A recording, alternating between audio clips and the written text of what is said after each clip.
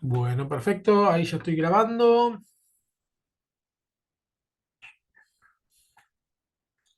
Y vamos a compartir pantalla. Lo que vamos a ver en esta clase es un poco de lo que el final que nos quedaba del capítulo 5 de la semana pasada, este, casi la mitad quedaba, y el texto que les di de Guijarro Oporto, que ese, vamos a ver, un texto hoy, el que les di, les voy a dar otro para la semana que viene, ¿sí? Agrega bastante cosas que le faltan al libro con el que estamos trabajando. Así que por eso es que trato de mecharlo, porque el libro que estamos trabajando en algunas cosas es medio redundante, ¿sí? Repite mucho las cosas y bueno, como para que sea más provechoso, ¿sí? Eh, Arrancamos con esto. Jesús le había dicho a los discípulos que se quedaran en Jerusalén hasta la venida del Espíritu Santo. No sé si se acuerdan eso. Está en Lucas y en el libro de Hechos. Lucas 24:49, es decir, en el final le dice, ustedes quédense en Jerusalén, ¿no? Y en Hechos le vuelve a decir lo mismo Jesús, ¿no? Es decir, que Lucas lo que hace es eh, repetir el final del libro. Acuérdense que el libro de Hechos lo escribió Lucas, ¿no? Eh,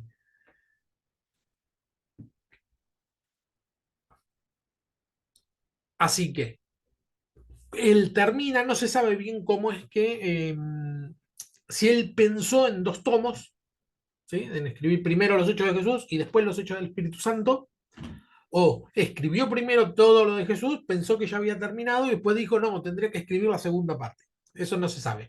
O escribió todo completo y después lo partieron al medio. Esa es otra opción, ¿no? Pero vemos que el principio del libro de Hechos repite lo que Jesús había dicho en el final del libro de Lucas, ¿sí? Esto es toda una continuidad. Y lo último que Jesús le dice es que se queden en Jerusalén, ¿sí? Que no salgan de Jerusalén hasta la venida del Espíritu Santo. Le dice, esperen acá, que va a venir el Espíritu Santo.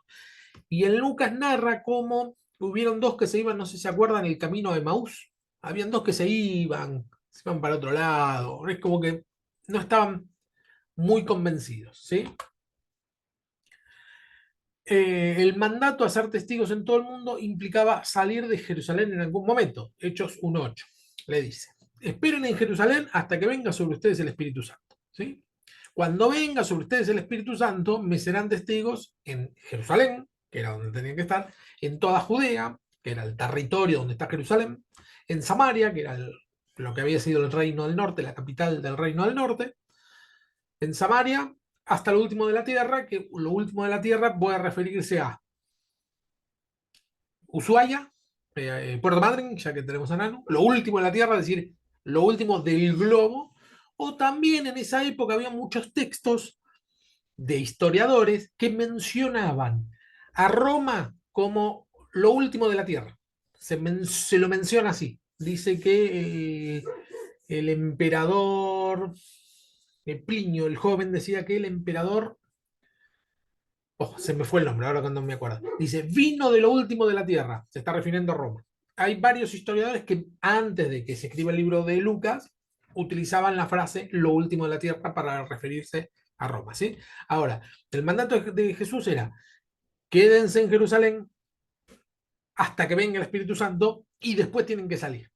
Y los discípulos, algunos no se aguantaron y salieron antes que venga el Espíritu Santo, como estos dos de Maús. Y después lo otro que pasó es que algunos se quedaron en Jerusalén después de la venida del Espíritu Santo. No se fueron. ¿Sí? Un grupo importante se quedó en Jerusalén hasta que empezaron a ser perseguidos, muy perseguidos salvajemente por el Imperio Romano, y entonces tuvieron que salir a esconderse, ¿no? Entonces, estamos hablando de servicio, ¿eh? Pero ¿a qué viene? Que el servicio que tenían que dar al mundo, que era el servicio de predicar la palabra, eh, digamos, como no lo hicieron de buena voluntad, se terminaron viendo obligados a hacerlo, ¿sí? A predicar hasta lo último de la tierra, la iglesia perseguida. Sin embargo, los primeros creyentes se quedaron en Jerusalén después de la venida del Espíritu hasta que la persecución los obligó a salir, ¿sí? Lo que acabamos de decir. Hechos 8.1. Eso como memotécnica sirve. En Hechos 1.8 el Señor les manda que salgan y en 8.1 es cuando salen. ¿Sí? ¿Hasta ahí va bien? Esto es una especie de intro a lo que vamos a ver. Hechos 2.42 dice, la iglesia primitiva,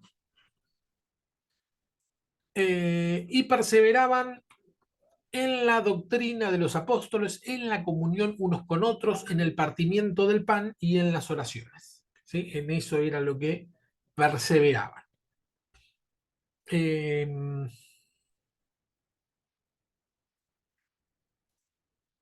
Cecilia está poniendo que no puede entrar con ese link. Esperen que se lo mando otra vez. Bueno, perseverar en la doctrina de los apóstoles.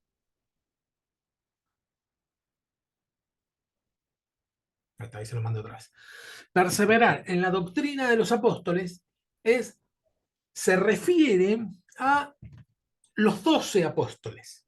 ¿Sí? ¿Por qué? Porque eran los 12 discípulos, que luego se empezó a llamar apóstoles. ¿Sí? Apóstoles viene de la palabra griega, que es apóstolos, que significa enviados. Jesús, ahora lo vamos a ver un poquito más adelante, había enviado a muchos. ¿Se acuerdan que primero envió a los 12 y después envió a 70? Y después hay un montón de enviados. Pero el término apóstol terminó teniendo cierta preponderancia. Eso lo vamos a ver con el último autor, ¿sí? Así que ahora no lo spoileo. Perseveraban en la doctrina de los apóstoles, en la comunión unos con otros, en el partimiento del pan y en las oraciones. La palabra griega, esto está en el libro, ¿no? No es que me estoy haciendo el ñoño. La palabra griega para perseverar es proscatereo, media complicada. Significa adherirse estrechamente como un servidor, perseverar, persistir, listo a asistir, atender, ser constante. Eso es ser perseverante, digamos. Es un poco más amplia la acepción que hay para el griego de perseverar, porque tiene que ver con estar listo como un servidor. ¿Sí? Ahora que estamos viendo el tema del servicio, perseverar en la doctrina es estar dispuesto a hacer lo necesario para que la doctrina de los apóstoles se lleve a cabo. A lo que iba es esto: la doctrina de los apóstoles es la doctrina de los discípulos de Jesús, es decir, es la doctrina de Jesús. La doctrina es la enseñanza. La enseñanza que Jesús le dio a sus discípulos de forma directa, cuando estaba en carne, de forma directa, es lo que los apóstoles enseñaron al resto. ¿Sí? Y si bien Jesús tuvo muchos discípulos, muchos, más que 12, muchos más, porque se los menciona, pero un montón, que no son los 12, estos 12 tenían algo especial. Primero que el número 12 representa el número... Arranca todo, arranca a las 8 en punto y arranca. Este, eh, el, la enseñanza de los apóstoles significa la enseñanza de Jesús. ¿Sí? Bien. Hola, Ceci.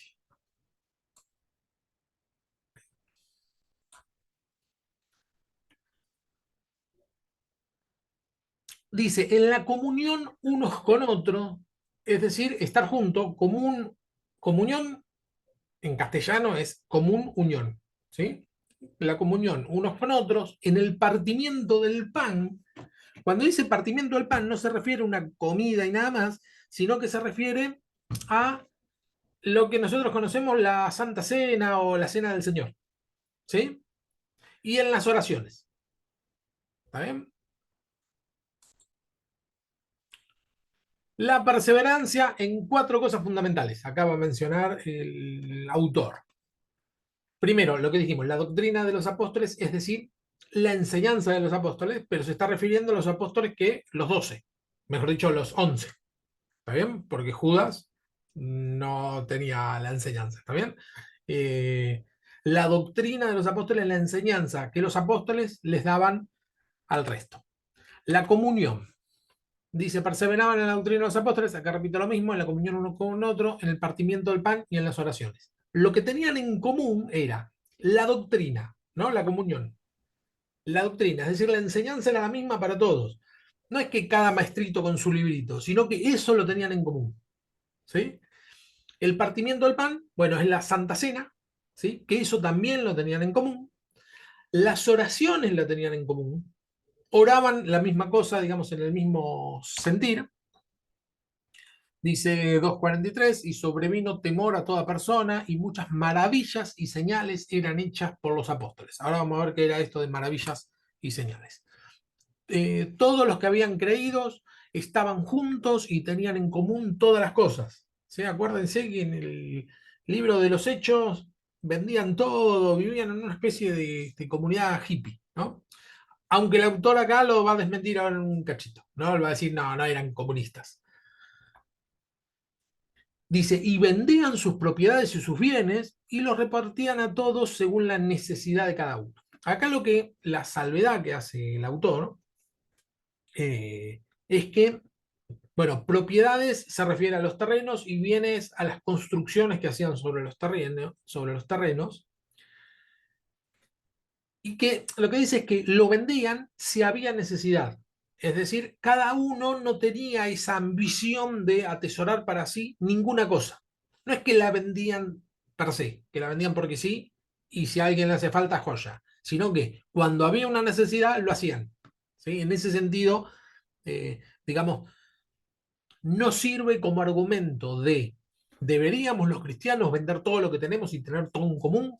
No, porque después vemos un montón de pasajes donde un montón de este, mm, siervos de Dios tienen propiedades. ¿Sí? Digamos, no está mal tener propiedades porque es, digamos, un versículo suelto.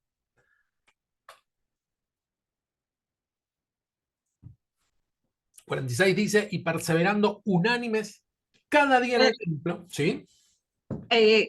igualmente algunos lo hacen, ¿no? Y venden propiedades para, bueno, si son, no tienen una buena enseñanza, ¿no? Venden sus cosas para dar al que no tiene.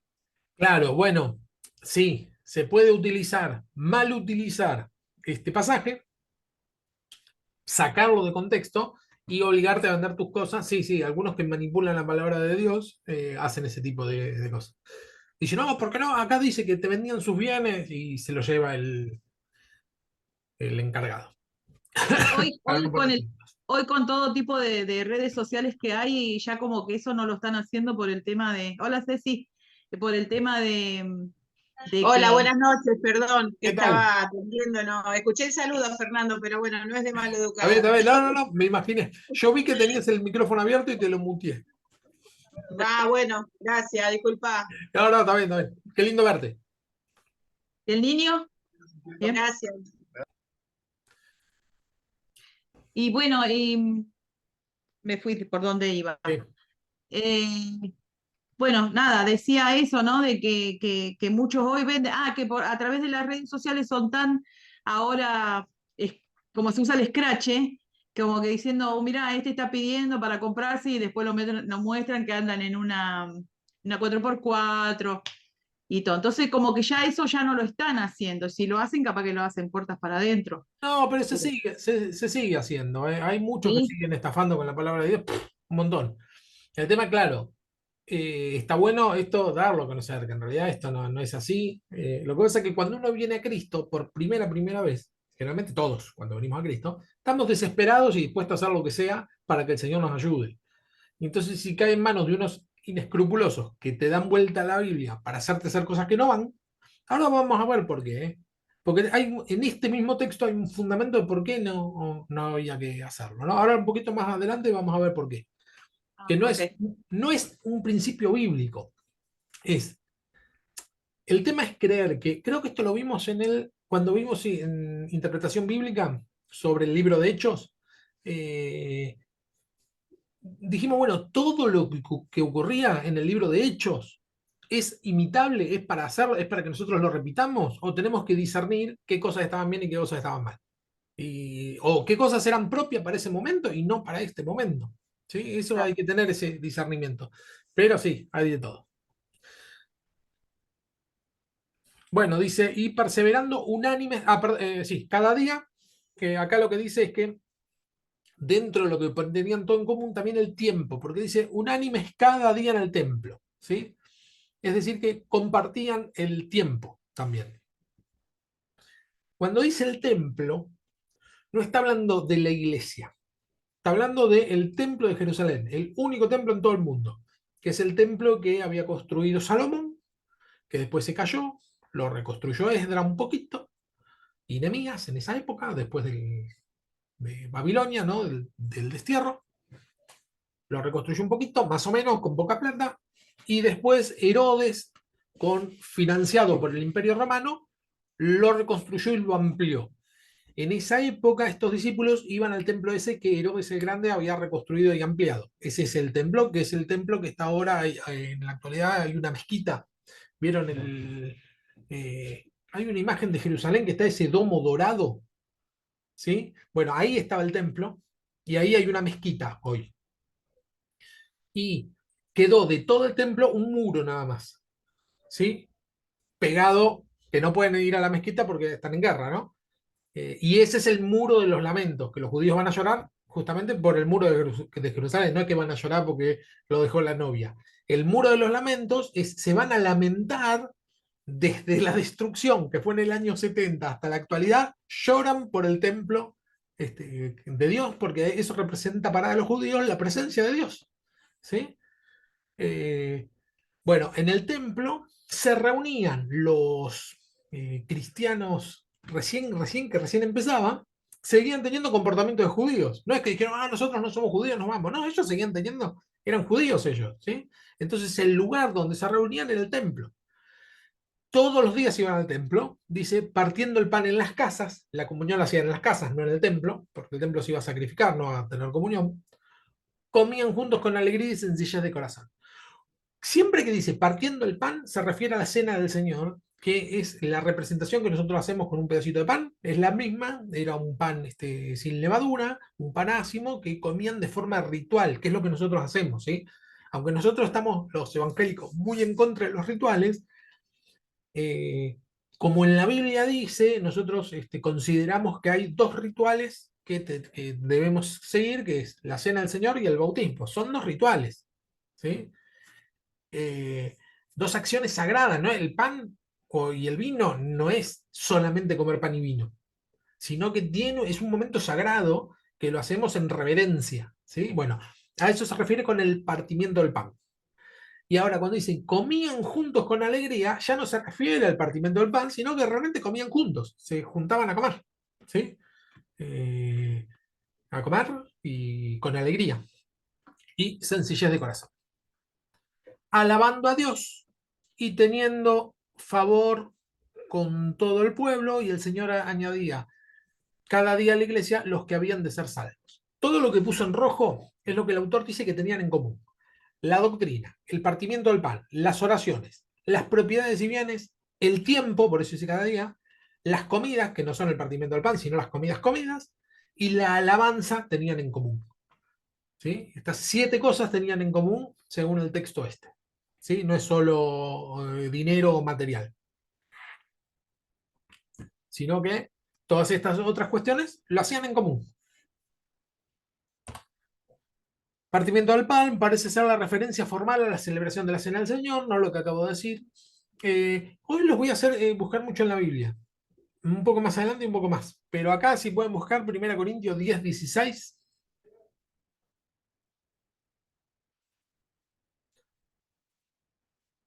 1 Corintios 10, 16. La copa de bendición que bendecimos no es la comunión de la sangre de Cristo.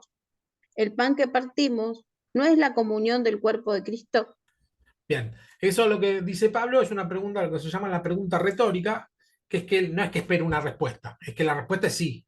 Esa es la sangre de Cristo y ese es el cuerpo de Cristo, ¿sí? El pan que partimos no es el cuerpo de Cristo, pregunta, es el pan que se comparte, ¿sí? Y acá lo que dice es que no hay razón para explicarla como una comida ágape, es decir, una comilona, ¿cómo es que se decían? Las reuniones de coinonía. En una época se decía que es reunirse a comer, a pasar un tiempo juntos. No se refiere a eso, sino que se refiere a la cena del Señor. Ni tampoco una comida ordinaria y eucarística a la vez. La Eucaristía es una palabra griega también, que la Iglesia Católica lo tomó para referirse a la Cena del Señor. Los evangélicos la sacamos por completo. ¿Sí? ¿Vieron cuando se toma la comunión en la Iglesia Católica? Se le llama la Eucaristía, se le llama en griego lisa y llanamente, porque ese es el término griego que se utiliza para el partimiento del pan. ¿Sí? Sin traducción sería. Bien, maravillas y señales. Los apóstoles se acuerdan que hacían maravillas y señales, ¿está bien? Es terata kai semeia. Esas dos palabras, no sé para qué las puso en griego, pero bueno, ahí está. La palabra maravilla es terata y representa el milagro a la luz de su carácter sobrenatural, mientras que la palabra señales, semeia, expresa la evidencia visible de una presencia divina con los obreros. Es decir, no es lo mismo maravillas y señales. No es que dicen maravillas y señales y bueno, es lo mismo. Maravillas es algo sorprendente.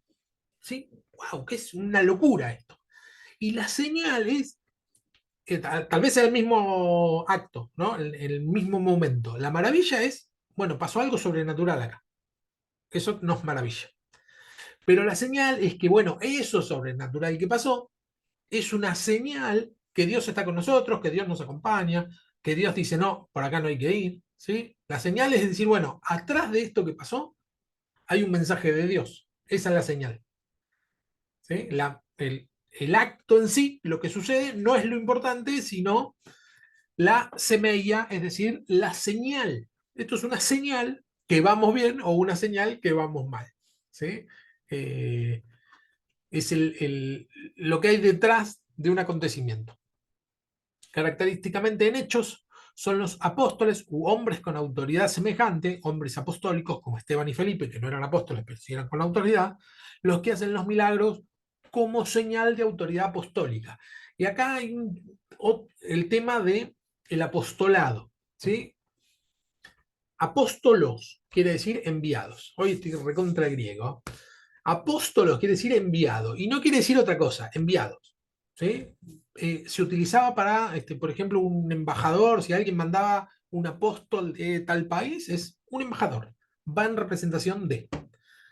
Ahora, en la medida que se los lleva nombrando apóstoles, el término apóstol empezó a tener una connotación diferente de mayor autoridad. ¿Sí? No es que todos los enviados pasaron a ser apóstoles, sino que había hombres con determinada autoridad que eran los hombres con autoridad apostólica. ¿Sí? Que tenían una autoridad distinta de parte del Señor y una función distinta. ¿Sí?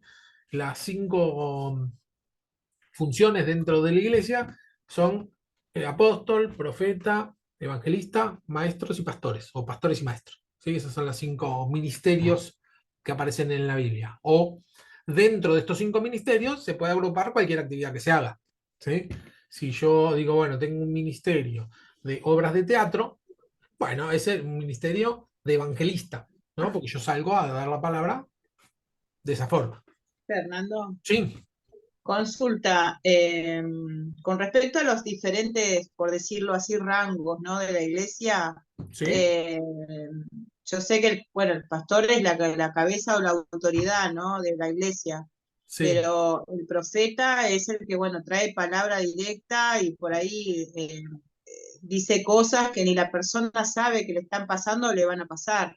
Y el apóstol, o sea que, ¿cómo se definiría la palabra apóstol? ¿Qué fin tiene? Él va predicando por diferentes iglesias. Sí, el apóstol en sí lo que hace es sembrar iglesias, pastorea a pastores, sería. Ah, Se ok, ocupa de los pastores que están pastoreando en el lugar, en una iglesia local. ¿Sí? Entonces ok, el apóstol generalmente sí anda paseando todo el tiempo, porque se claro, supone que hace la tarea que hacía el apóstol Pablo y Bernabé, que sembraban una iglesia y después a los ajá, 2 o 3 años volvían a ver cómo estaba la iglesia, les escribían ah, cartas, perfecto. Sí, paseaban, sí. a ver cómo iban, los ayudaban, los aconsejaban. Esa es la tarea apostólica. Ah, perfecto. Sí, quería Claro, aclarar porque más o menos tenía eso entendido que andaban de iglesia en iglesia o supervisando, viendo, también aconsejando, ¿no? Al pastor. Es lo que yo creí. Perfecto, Fernando. Eso es en un ideal. Después hay un montón de personas con ganas de, que les parece poco ser pastor, y entonces se autodenominan apóstoles. Digamos, Claro, y bueno, eso tiene que ver con este malentender en los ministerios, porque nadie puede decir, bueno, yo a partir de ahora voy a ser apóstol, porque eso es algo que lo da el Señor y se te va dando, y decir, bueno, sí, yo estoy pastoreando pastores, estoy yendo, planté iglesia, ya está, tengo un llamado apostólico. Y además la característica, una de las características fundamentales, es que no todos son apóstoles, sino que son los menos, porque es una tarea muy más limitada, ¿no? Porque ¿cuántos pastores, cuántos apóstoles pueden haber? Si, digamos, pastores pueden haber muchos, porque vos podés tener una congregación de 5 personas o de 100.000. Pero apóstol no vas a tener 100.000 congregaciones. Por lo menos en la actualidad no existe y tampoco es la idea. Sí, más o menos esa es la tarea. Después, bueno, evangelista es el que predica el evangelio, pastores es el que pastorea, da la palabra, se encarga, digamos, de cuidar a las personas de forma directa, y maestro es el que enseña la palabra. Hay dos formas de interpretarlo, porque en la Biblia dice, hay otra forma de interpretarlo, que sean 5 ministerios o que sean 4.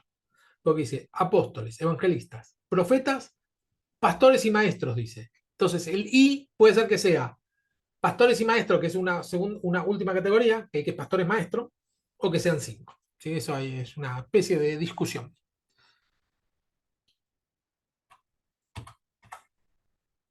¿En qué medida deben los milagros que ocurrieron en aquella iglesia realizarse hoy? Se pregunta. No, en la iglesia de Hechos. Un ejemplo de que el Señor, una señal que el Señor dice, no es por acá, es, ¿se acuerdan Ananías y Zafira? Que vendieron la propiedad. Me dijeron, trajimos la plata, pero se quedaron con unos mangos. Y Pedro le dice, pero ¿por qué nos mentís? Si la propiedad era tuya, te hubieras quedado con todo, nadie te pedía que vendas. Ahora, ¿por qué venís y nos mentís? El problema era la mentira, no que se quedaron con parte. Porque ellos podrían haber dicho, mira, lo vendimos y trajimos la mitad. Pero ellos quisieron demostrar que tenían todo. Y entonces caen muertos ahí, ¿no? Cae, creo que primero el marido, después la mujer. Caen muertos ahí, redondo en la congregación.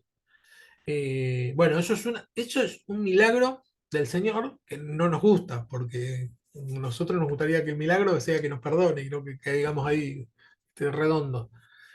Pero sí es una señal de decir, bueno, no podemos empezar la iglesia con una mentira. ¿Sí? La iglesia del mundo no la podemos empezar con una mentira. ¿Sí? Es una señal, es algo extraordinario que no ocurre normalmente, porque si no, no sé cuántos quedarían en pie. Eh, pero sí es una señal. ¿Sí? ¿En qué medida debe la iglesia de Hechos ser el modelo para nosotros hoy con respecto a las manifestaciones sobrenaturales del poder de Dios? ¿A ustedes qué les parece? ¿Todo lo que ocurría en la iglesia de Hechos debe ocurrir ahora? ¿No tanto? ¿Más o menos?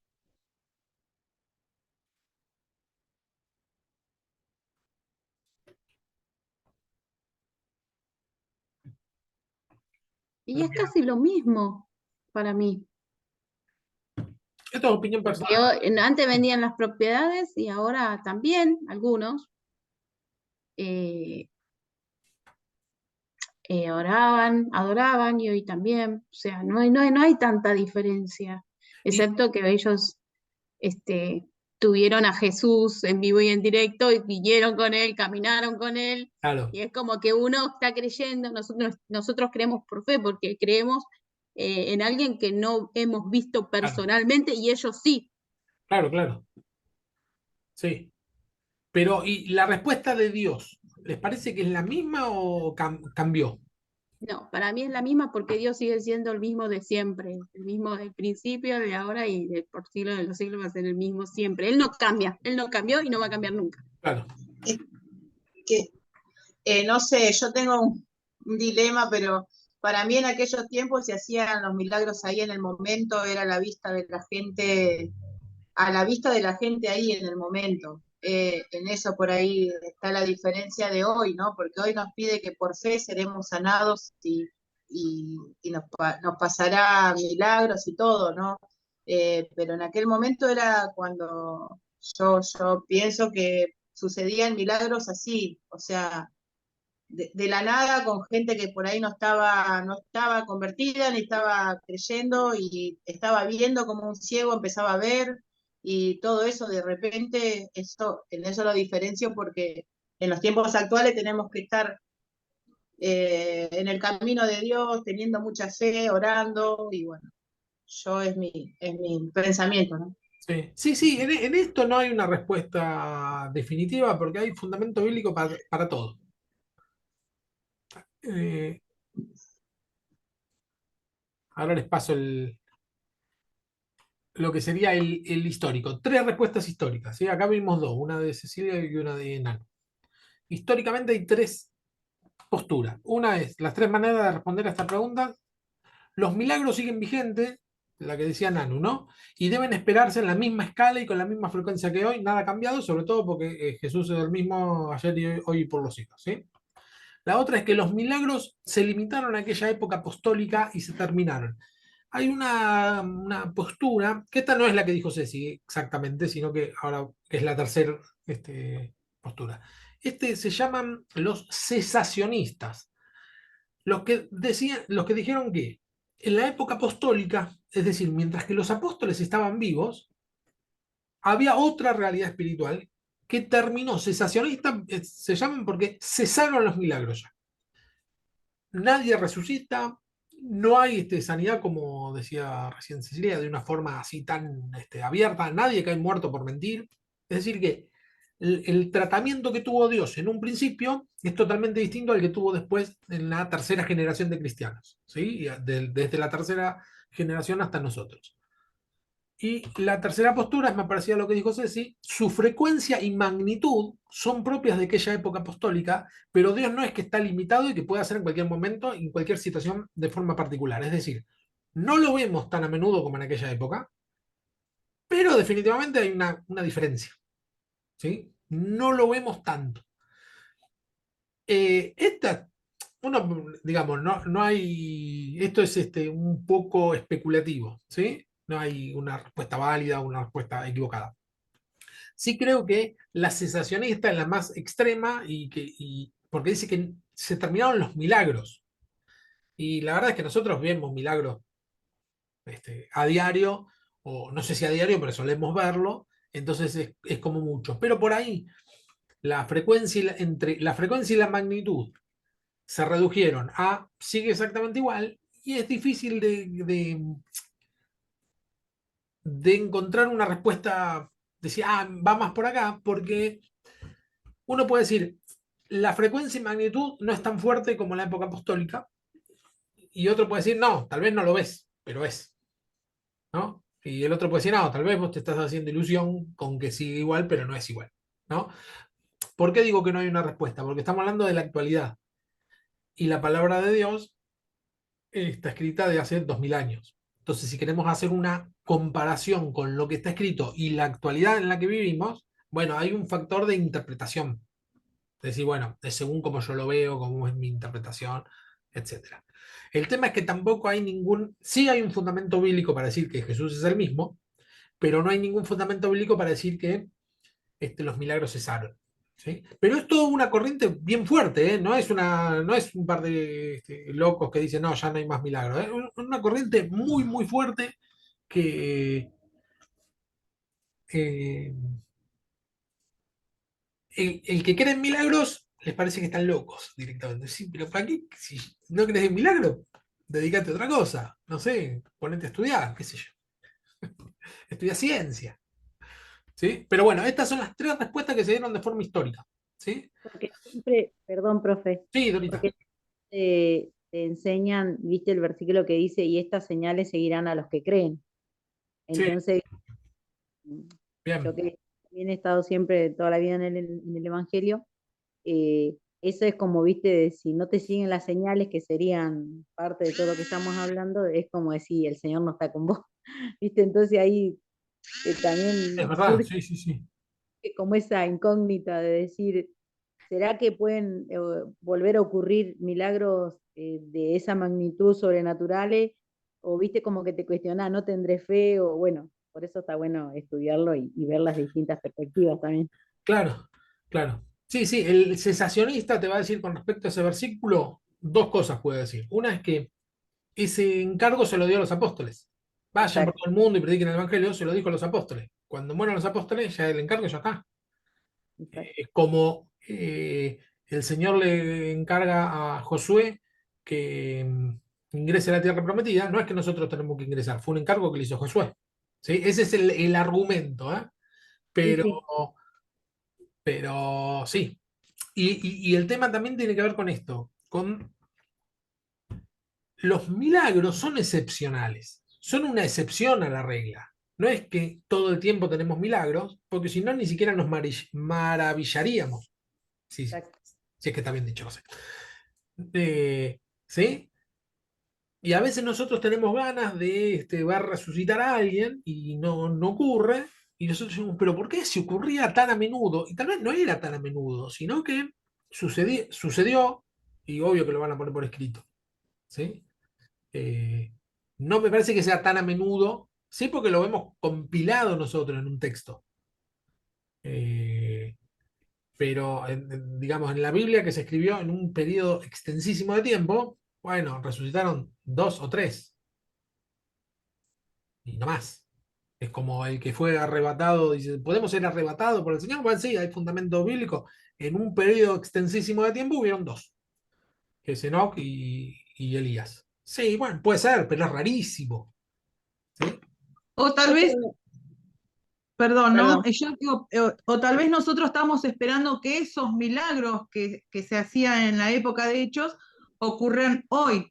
Pero hoy día se ven milagros, pero en la cotidianidad capaz que nosotros no nos damos cuenta, pero el Señor sí está haciendo milagros en las vidas de las personas, como el arrepentimiento de, no sé, la conversión de una persona que se droga Claro. y que cambió totalmente su vida. Eso para mí es un milagro, porque no solamente aceptó al Señor, hizo, bueno, lo que se habla, ¿no? Oraciones de fe y todo, pero el Señor está obrando un milagro en la persona, que es cambiarlo y hacerlo eh, que no caiga de nuevo en droga. Para mí Claro, eso es un milagro. claro, Y también hay milagros que a lo que es actual, ¿no es cierto? Lo que pasa es que vivimos tan aceleradamente que no nos damos cuenta de que hay pequeñas cosas que el Totalmente. Señor está haciendo, maravillas, porque la Sí, palabra dice, cosa que ojo no vio ni oído yo, esas cosas seguirán a los que creen. Y nosotros como estamos creyendo en un Dios que sí hace milagro, lo podemos ver, tal vez con una oración, con lo, no sé, por eso está en Josué, creo que dice 1:9, que dice, no temas ni desmayes, porque Jehová tu Dios estará contigo. Yo también, Andrea, yo creo en eso, ¿no? Porque yo siento que Dios va delante mío. Y si no fuera por Dios, no sé, pasarme un accidente en la calle, me puede haber pasado yo. Siento que Él está haciendo muchas cosas por ahí que ni nosotros nos damos cuenta. creo También que otra cosa el ejemplo que más cercano que podamos tener es en el 2020, cuando llegó el COVID, sí, que sí, cuántos milagros ocurrieron un, ahí y que un nosotros testimonio no lo vemos. Un testimonio muy fresco que tengo yo, bueno, no sé si sabrán, creo que sí, que estuve internada con mi beba y del lunes hasta el sábado, 3 veces le sacaron el respirador, la mascarilla de oxígeno y ella volvía a caer con la respiración y le ponían de nuevo.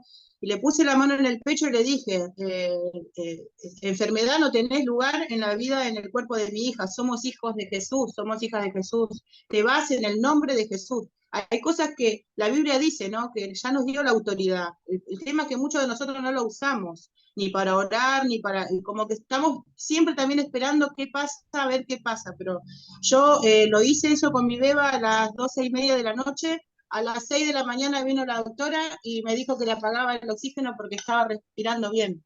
Entonces yo tengo muchos testimonios de eso, que son actuales, ¿no? Y esos son los milagros, Claro las que sí. cosas que el Señor nos prometió que veríamos.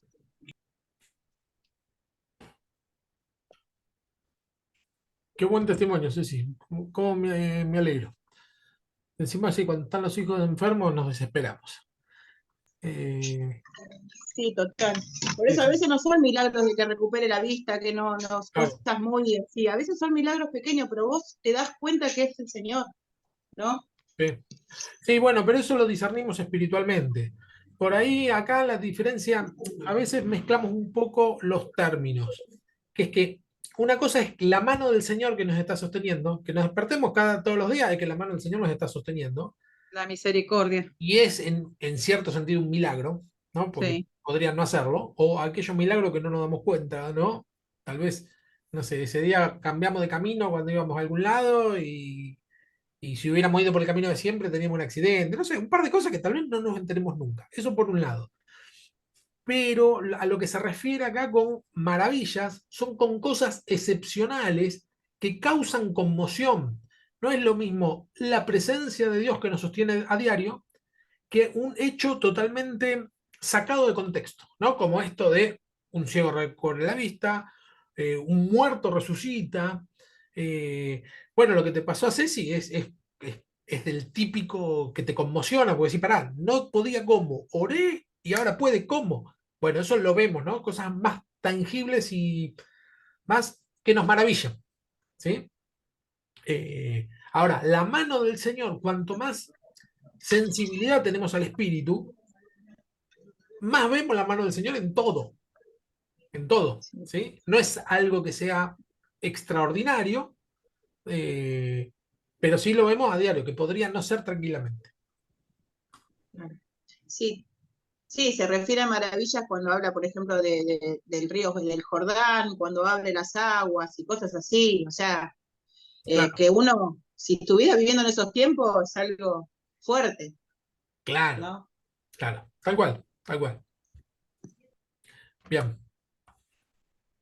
servicio de ayuda. Todos los creyentes, Hechos 2:44, estaban juntos y tenían todo en común, vendían sus propiedades y posesiones, vuelvo a poner lo mismo, ¿no? Y compartían sus bienes entre sí según la necesidad de cada uno. Todos los creyentes eran de un solo sentir y pensar, nadie consideraba suya ninguna de sus posesiones, sino que las compartían. Los apóstoles, a su vez, con gran poder, seguían dando testimonio de la resurrección del Señor Jesús.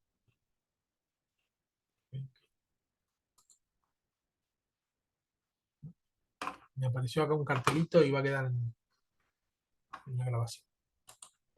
Eh, del Señor Jesús, la gracia de Dios se derramaba abundantemente sobre todos ellos, pues no había ningún necesitado en la comunidad. Quienes poseían casas o terrenos los vendían y llevaban el dinero de las ventas y lo entregaban a los apóstoles para que lo distribuyeran cada uno según la necesidad. ¿Sí? Yo en este punto, no, al leer esto, no concuerdo con lo que dice el autor del libro, que dice que no es que vendían todo. Acá la sensación es que sí, vendían todo y se le daban todos los apóstoles y que los apóstoles repartieran. El, esto era un tema. Porque primero, el Señor no les dijo, vendan todo, ¿no? Vemos que esto fue como algo espontáneo de la primera comunidad. Uno los argumentos de por qué hicieron esto es porque entendían que Jesús venía pronto. Jesús le dijo, vengo pronto, ¿sí? Me voy, ¿para qué se quedan mirando arriba? Así como lo vieron irse, va a venir, todo ojo lo va a ver, ya vengo, ya estoy. La primera generación, los apóstoles no escribieron nada. Los que escribieron, fíjense que fueron, el primer evangelio lo escribe Marcos, que era un discípulo de, se supone, ¿no? El sobrino de Bernabé y un discípulo de Pablo, que Pablo también era de segunda categoría, entre comillas, ¿no? No es de los que anduvo en el ministerio de Jesús, Pablo. El primero que escribe es eso. El apóstol Pablo escribe un montón de cosas más que tampoco estuvo con Jesús. Todos son de segunda generación. Los que escriben no es de la primera generación. Y vendían todo. Lo que daba la sensación es que creían que esto se termina ya acá. Si vos pensás que el Señor viene mañana, no te pones a escribir un libro y no te importan las posesiones. Vendés todo lo que tenés porque vivís como si no hubiera un mañana. ¿Sí? Ahora, no es bueno vivir como que no hubiera un mañana porque es muy probable que tengamos un mañana. Si bien nos preparamos como que Cristo viene ya, ninguno de nosotros supone que viene ya, porque siempre nos proyectamos hacia el futuro. Esta primera generación no se proyectó hacia el futuro y les trajo muchísimo problema este tipo de comportamiento, porque después vemos que le fue mal en casi todo, ¿sí? Por eso tampoco se iban de Jerusalén, que el Señor le había dicho que prediquen por todo el mundo. No se iban de Jerusalén, porque el Señor iba a venir ya, y como lo vieron irse, va a volver, así que nos quedamos acá esperándolo, ¿sí? La espera pensaba que era realmente inmediata. El pasaje no describe una situación, esto es lo que dice el autor, de comunidad de bienes, sino una generosa disposición a compartir. Se puede notar que no hubo un fondo común, sino que cada uno seguía siendo propietario de sus bienes. Para mí esto es lo que dice el autor, para mí se contradice con el versículo 34 y 35, porque dice, pues no había ningún necesitado en la comunidad, quienes poseían casas o terrenos lo vendían, llevaban el dinero de las ventas y lo entregaban a los apóstoles para que distribuyeran a cada uno según su necesidad. Eh, Recibían y vendían, no pensaban en un futuro. No decían que sus propiedades eran propias, valga la redundancia, usaban todo como si perteneciera a todos, nadie tenía falta alguna, los que tenían bienes disponibles los vendían y traían el producto de la venta a los apóstoles. Era una época de gran liberalidad en compartir con los necesitados, ¿sí? Y acá viene el temita de por qué suponemos que había traído problemas. Ay, no puse, ahí está. Esto es 1 Corintios 16, 1 y 2. Escribe el apóstol Pablo. Le escribe a los corintios. Dice, en cuanto a la ofrenda para los santos, hagan ustedes también de la manera que le ordené a la iglesia de Galacia. Cada primer día de la semana, cada uno de ustedes ponga aparte algo según haya prosperado, guardándolo para que cuando yo llegue no se recojan entonces ofrendas. Y cuando haya llegado a quienes hubieran designado por carta, a estos enviaré para que lleven vuestro donativo a Jerusalén. El apóstol Pablo, cada vez que escribe una carta, o cada vez que dice voy a ir a visitarlo, dice voy a ir para recoger la ofrenda para llevar a Jerusalén. Lo que se puede desprender es que Jerusalén estaba pasando una miseria terrible. Digamos, este vender todo y no quedarse con ninguna propiedad les había resultado en una pobreza complicada. Que tanto es así que el apóstol Pablo decidió ayudar con donativos, ¿sí? Ahora, el apóstol Pablo no era millonario, no es que él tenía dinero, sino lo que hacía es decir, bueno, vamos a hacer una ofrenda especial en las iglesias que él visitaba, ¿no? Eh, y les dice cómo hacerlo. Dice, bueno, ustedes guarden algo conforme que el Señor lo prospera y cuando yo llegue, entonces dice, ustedes ya tenganlo, no es que cada vez que vaya levantamos la ofrenda, sino ustedes ya tengan lo apartado para ayudar a los santos de Jerusalén. Es decir, a la iglesia que está en Jerusalén, tenemos que llevarle plata, porque le están pasando mal. Y esto lo repite mucho el apóstol Pablo. Cada vez que va, dice, bueno, voy a ver por el tema de las ofrendas para los santos de Jerusalén, ¿no? Y después va con Timoteo a llevar la ofrenda a Jerusalén. Eh, Se hace cargo el apóstol Pablo, a pesar que muchos no lo querían en Jerusalén, los apóstoles, había cierta tensión, él ve que es necesario hacer este tipo de ofrenda. Y si fuere propio que yo también vaya, irán conmigo. Lo que está diciendo, bueno, yo lo que voy a hacer es enviar a algún designado a que lleve la plata y si voy yo. Es lo mismo, no es que él necesitaba ir sí o sí. Bueno, acá vemos el servicio de dar de una forma creativa. ¿Sí? No es que el apóstol Pablo tenía dinero, entonces dijo, bueno, yo voy a ayudar con esto a la iglesia de Jerusalén, sino que dijo, bueno, no, yo no tengo el dinero, pero sí lo que voy a hacer es ver la forma que no pasen necesidades mis hermanos que están en Jerusalén. ¿Sí? Por eso es el servicio de dar. Si alguien puede leer Hechos 11, 29, Hechos otro, 24, 17, Romanos 15, 25 al 28. Esos tres pasajes.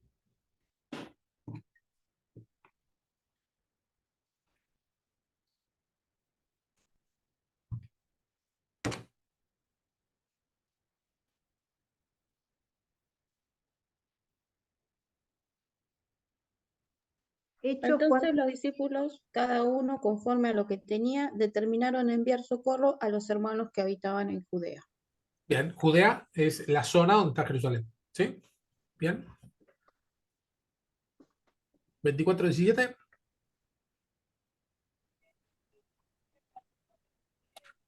Pero pasados algunos años, vine a hacer limosnas a mi nación y presentar ofrendas. Bien, a esa ofrenda es que se está refiriendo. Y Romanos 15:25 al 28. Mas ahora voy a Jerusalén para ministrar a los santos, porque Macedonia y Acaya tuvieron a bien hacer una ofrenda para pobres que hay entre los santos que están en Jerusalén. Pues les pareció bueno y son deudores a ello, porque si los gentiles han sido hechos partícipes de sus bienes espirituales, deben también ellos ministrarle de los materiales. Así que cuando haya concluido esto y haya entregado este fruto, pasaré entre vosotros rumbo a España. Bien, ese es lo mismo. Ahí le está diciendo a Acaya y a quién otro era el último, Andrés. Acaya y Macedonia. Macedonia, lo mismo. O sea, la ofrenda que era Santi Maratea, parecía el apóstol Pablo. Pidiendo a todos lados donde podía para poder llevar a los santos. Por eso digo que es una forma creativa, porque no es que él ofrendaba solamente, sino que cada vez que escribía decía, bueno, ayudemos a los santos de Jerusalén, ¿sí? O de Judea, que es, ¿no?, la misma zona. Y dice así, ahí menciona por primera vez que quiere ir a España. Esa es la otra versión de lo último de la tierra, ¿se acuerdan? Una versión dice que se refiere a Roma y otra que se refiere a España. El objetivo que tenía Pablo era llegar a España. El resultado. El resultado de esto de tener todo en común, dice, ¿no? No dejaban de reunirse en el templo ni un solo día, de casa en casa partían el pan, es decir, la Santa Cena, compartían la comida con alegría y generosidad, alabando a Dios y disfrutando de la estimación general del pueblo, y cada día el Señor añadía al grupo los que iban de ser salvos. Lo que menciona acá es que el resultado es que cada día el Señor añadía al grupo los que iban a ser salvos. ¿Sí? Entonces, fíjense que se convertían de a miles. Eso es otro milagro que a veces acá en la actualidad no lo vemos, ¿no? A veces se hace una tarea evangelística y bueno, si uno o dos deciden aceptar a Cristo, bueno, perfecto. Era tan arrasador el movimiento verdaderamente fue el primer avivamiento cristiano. Era realmente un estado de avivamiento, porque vemos que con las mismas estrategias a veces que usamos nosotros, el resultado era muchísimo mayor. ¿Sí? Dice que cada día el Señor iba añadiendo los que iban siendo salvos. ¿Sí? Ese es el resultado final, es ese. Bien, ¿qué clase de iglesia puede ser obediencia a las enseñanzas de Jesús con respecto al servicio? Esa es la tarea. ¿Qué clase de iglesia, la tarea de la semana pasada, puede servir como Jesús sirvió? ¿Qué clase de iglesia puede ser obediente a las enseñanzas de Jesús con respecto al servicio? ¿Cómo debería ser la iglesia? Si alguien escribió algo y quiere compartirlo, o lo escribió o lo pensó.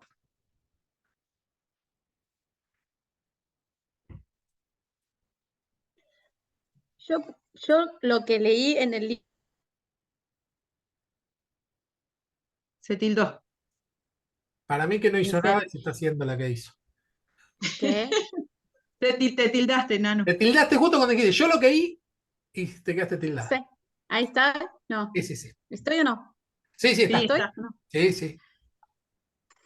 Bueno, y que para mí todas las iglesias pueden hacer las enseñanzas de Jesús de acuerdo a lo que ellos hacían, porque hay iglesias que juntan colectas para las personas y ayudan, juntan alimentos y todo eso. Pero decía ahí que las iglesias de enseñanza de Jesús con respecto al servicio era que tenían que tener la doctrina, la comunión, la cena y la oración. Bien. ¿Cómo? ¿La doctrina? De los apóstoles, la comunión, la cena y la oración. Forman Bien. parte de una comunión que implica reconocer que nada de lo que uno tenía era suyo. O sea, que es como que ellos colaboraban, o sea, enseñaban. Bueno, ¿y en la No me actualidad vos entiendo. decís que se puede? Sí, obvio. Para mí Sí, sí. como que no parece muy difícil de alcanzar, ¿no? No. No parece, pero... Decía Bien. que podía tener, aquí encontramos los ministerios fundamentales que tienen que tener la iglesia de hoy. Para que una iglesia sirva como Jesús sirvió, debe imitar este modelo: enseñanza, comunión, servicio, adoración, evangelización y oración. Bien. Excelente. ¿Y alguien quiere agregar algo? No, yo sinceramente lo empecé a ver en la clase, pero no la pude terminar de ver con la gorda, pero yo lo que digo, las iglesias que imitan las enseñanzas de Jesús en todo sentido, o sea, según lo que está basado en la Biblia y lo que quedó escrito en la Biblia, que es, bueno, el que sirve a Jesús tiene que ser eh, por medio de las ofrendas, como leíamos, ¿no? En las anteriores clases, vivir de eso, ¿no? Ay, perdón, pero tengo gente. Está bien, está bien. ¿Y, y qué clase de iglesia puede servir como Jesús sirvió? ¿Qué clase de iglesia debería ser? ¿Qué características debería tener?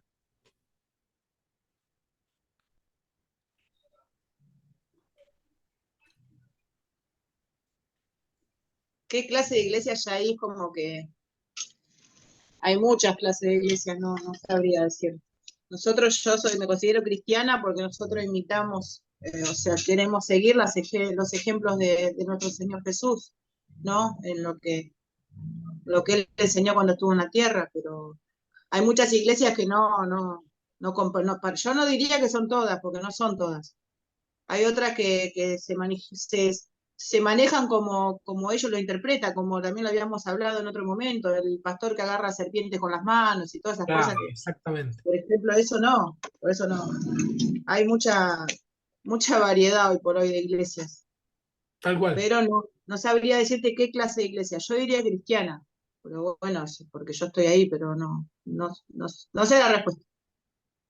Pero para servir como Dios sirvió, ¿qué les parece que debería tener una iglesia? Un discipulado. Sí, discipulado.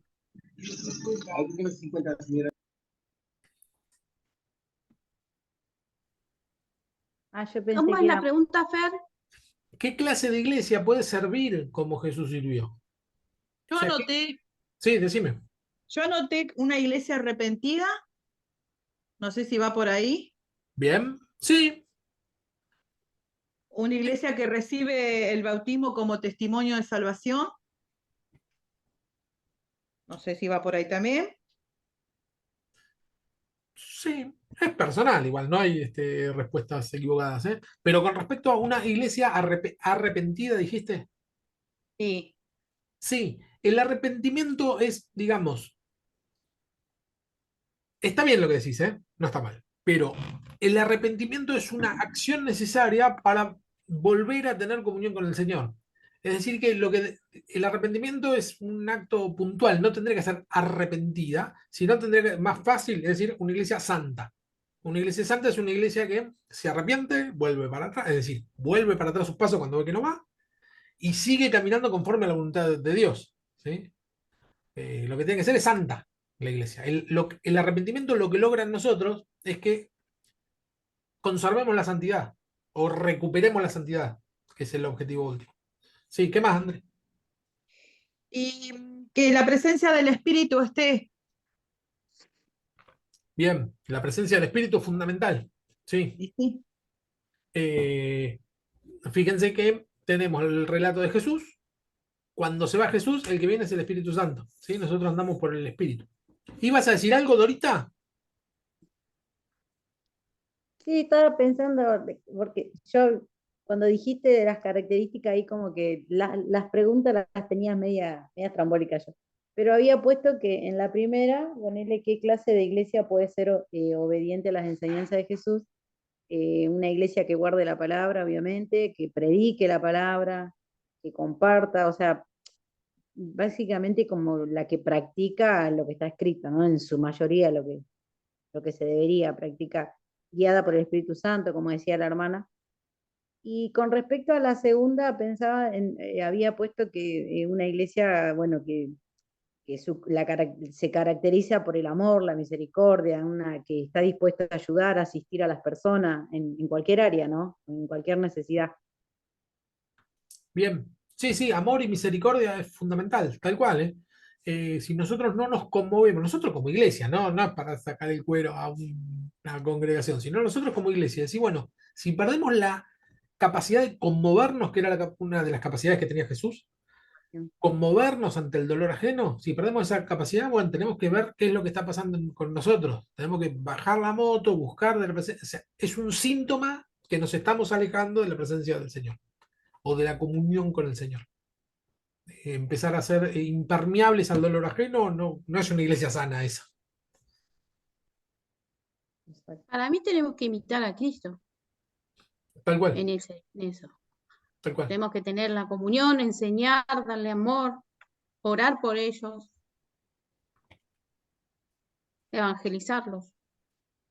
Sí, y sí, está perfecto. Evangelizar no es solamente, eso ya lo dijimos la vez pasada Sí. no es solamente decirle, bueno, Jesús te ama, recibí a Cristo, sino que sigue, la evangelización es dar la buena noticia. Y la verdad es que nos tarda un tiempo en entender de qué se trata la buena noticia. ¿Sí? Tiene que ver con la enseñanza, porque hay mucho evangelio. Entonces a veces podemos, bueno, entendemos que salimos de la droga, vamos a suponer, ¿no? Sí, pero también hay muchas cosas más que nos va viniendo con la comunión, la enseñanza. Eh, Así que sí, evangelizar es una tarea a largo plazo, ¿sí? No es instantánea la evangelización. A veces creemos que sí y dejamos la tarea por la mitad. Y tenemos un evangelio por la mitad. Porque hay que consolidar después. Consolidar, exactamente. Tal cual. Bien, bien el aporte, sí. Consolidar, decir, bueno, ya te interesó, te entregaste a Cristo, bueno, ahora, ¿qué paso seguimos? Y hay más misericordia del Señor. No es solamente eso, de sacarte del lugar feo, sino que tiene que ver con un crecimiento, Él te pone en otro lugar, etcétera. Sí, sí, consolidar, muy bien. Pero ponele, ¿ves? ¿Viste? El otro día me llama la atención este chico, el actor Gastón Pauls, Sí, que viste que él dice que fue rescatado de la droga, que cree en Dios, sí. pero dos por tres se manda, dice él como que es amigo del pastor Dante Gebel, qué sé yo, pero él como que a veces le manda, por suerte, o se manda alguna malas palabras, y es como, por suerte, gracias a Dios, como que no le enseñaron muy bien, me Pues no llama la tiene la atención. enseñanza. Claro. No tiene la enseñanza, ¿no? Porque como él dice, por suerte, y, Ojo que hay muchos que y- también, ya. sí, hay Está muchos que también que lo evangelizado. toman como si fuera su trabajo, sí, como no sé, Relajado como la toman Ricardo Montaner, por ejemplo, a mí no me llega. Hay personas que te das cuenta que lo hacen con amor al prójimo realmente y te llega. Otros lo hacen porque quieren rating y no sabes, está en cada uno, ¿no? Como dicen, la salvación es personal, pero como vos decís, Nanu, sentís que eso como que le falta, ¿no? Le falta quizá, hay gente que es diferente. Y lo llevan de testimonio a campamentos de jóvenes y todo eso. Es como que eso me llama la atención. Mirá, desconozco el caso puntual de Gastón Paul, sí sabía que se había convertido cuando interpretó a Palau, Sí. hizo el trabajo actoral bien hecho, que es decir, bueno, voy a investigar, investigó y dijo, pero esto está re bien y se convirtió, ¿no? Ese fue más o menos el testimonio, ahí lo sacó de la droga. No, yo sé que él, no, él se drogó toda su vida, es jovencito, y un día se dio cuenta que, o sea, quería salir de ahí, y dice que ahí fue cuando Ah, se convirtió y todo, y después hizo la película de Luis Palau, todo. Después la hizo, mira. Bueno, Sí, sí, sí. eh, el tema es que todos estamos en un proceso. Y entonces, seguramente si yo hablara con mi Fernando de 2 meses de convertido, diría, ay, qué mambo que tiene. Pero también estoy seguro que si yo hablara con un Fernando del futuro, dentro de 5 años, diría, mirá, en esto pifié, en esto no estaba bien. ¿Por qué? Porque siempre vamos de gloria en gloria y de poder en poder, dice la palabra, ¿no? Es decir, que siempre estamos en un proceso y mientras que nosotros no digamos en algún momento, ya está, hasta que ya me sé todo, ese es el momento que ahí no sabemos nada, volvemos 20 casilleros. Pero si siempre sabemos que estamos en un proceso de crecimiento, es un camino. Entonces, siempre que vemos a un hermano que está, digamos, que hay cosas pero ¿cómo no las entiende? Bueno, tal vez el proceso le resulta más largo. Hay algunos hermanos que están años y después de muchos años se dan cuenta del poder de la oración y otros se dan cuenta al principio. Pero como es un proceso, Es personal, claro, claro, es de cada sí. uno. A nosotros Sí, nos sí, pasó con un hermano que andaba en el ocultismo, satanismo, ¿no? Ocultismo y nada, todo un desastre, y se drogaba mucho. Y entonces, para salir de las drogas, había empezado, se convirtió y dijo, bueno, voy a empezar a hacer una de estas artes marciales que tienen mucho de- no me acuerdo qué arte marcial. Las artes marciales tienen mucha carga espiritual. Dice, yo necesito hacer, entonces me enganché con esto, empecé con esto para salir de la necesidad de la droga, ¿no? Y nosotros lo que le dijimos, los líderes, bárbaro, los que estábamos ayudándolo, dale, bárbaro, sí, te necesitas como un ejercicio, qué sé yo. ¿Por qué? Porque sabíamos que era un proceso, que él en ese momento necesitaba hacer ejercicio y le pegó por ahí, listo. El tema es no dejarlo que ande suelto porque se ve para cualquier lado, sino seguir acompañándolo y en la medida que uno tiene esa relación, él va a empezar a decir, la persona va a empezar a decir, che, pero esto que nos hacen, no sé, entrar en trance para... Y entonces ahí le vas explicando, le vas enseñando. Por eso lo que bien decía Dorita, ¿cómo es que había dicho? Fortalecimiento no. La consolidación. Consol- Claro, tiene que ver con eso, ¿no? Con estar al lado, acompañarlo en todo el proceso para que vaya de lo peor a lo mejor, paso a paso. No vamos a esperar, Un mentoreo se le dice. claro, no vamos a esperar que en la semana 1 logre lo que tiene que lograr en la semana 45. ¿No? Bueno, va ahí, va paso a paso. Sabemos que esto no es lo mejor, pero es mejor que lo anterior. Vamos paso a paso. Después tiene que dejar esto para salir e ir avanzando, ¿no? Si de entrada le decimos, no, pues uno nuevito era. Si de entrada decís, no, eso no, eso no, eso no, va así esto, no nos dejan la sacada, tanto loco. ¿Sí? Pablo, apóstol de Jesucristo. Esta designación tiene su origen en una reivindicación del mismo Pablo. Acá vamos a hablar un poco de lo del apostolado que preguntaba Ceci hoy, que reclamó para sí dicho título y con él una autoridad similar a la que tenían los 12. El apóstol Pablo decía, yo soy el último de los apóstoles. Porque yo vi, porque para ser apóstol tenía que haber caminado con el Jesús en tierra. Y él dice, yo estuve con Jesús, igual que el resto, igual que los otros discípulos. En la carta sobre el ministerio, sin embargo, acá ya estamos con el texto que leí la semana pasada. No utiliza nunca el título de apóstol, sino que habla de sí mismo como servidor y de su tarea como servicio. ¿Sí? Él arranca todas las cartas, todas las epístolas. Miren, vamos, creo que lo puse acá. No, bueno, si lo puse más adelante, no importa. Busque uno, Romanos 1:1, otro, 1 Corintios 1:1, otro, 2 Corintios 1:1, otro, Corintios, Gálatas 1:1. Yo para la memoria, otros Efesios 1:1, de los que están. Filipenses 1:1. ¿Vale? Sí, cualquiera de Pablo. Romanos 1:1. ¿Vale? Pablo, siervo de Jesucristo, llamado a ser apóstol, apartado para el Evangelio de Dios. Bien. Llamado a ser apóstol. Él siempre marca eso, ¿no? Que él fue llamado para ser apóstol. Sí, otro. Primera Corintios, ¿Vale? Pablo llamado a ser apóstol de Jesucristo por la voluntad de Dios y el hermano Sóstenes.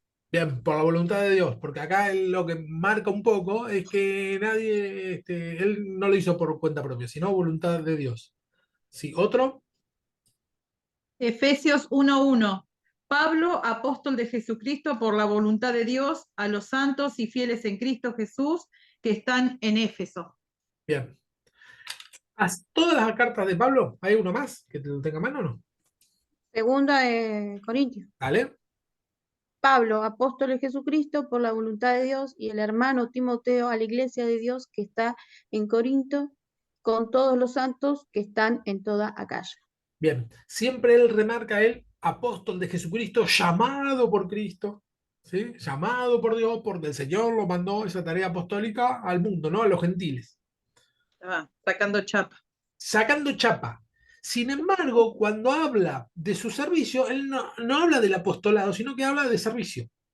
¿Sí? Pablo entendió su ministerio como un encargo recibido en el momento de su encuentro con el resucitado. ¿Sí?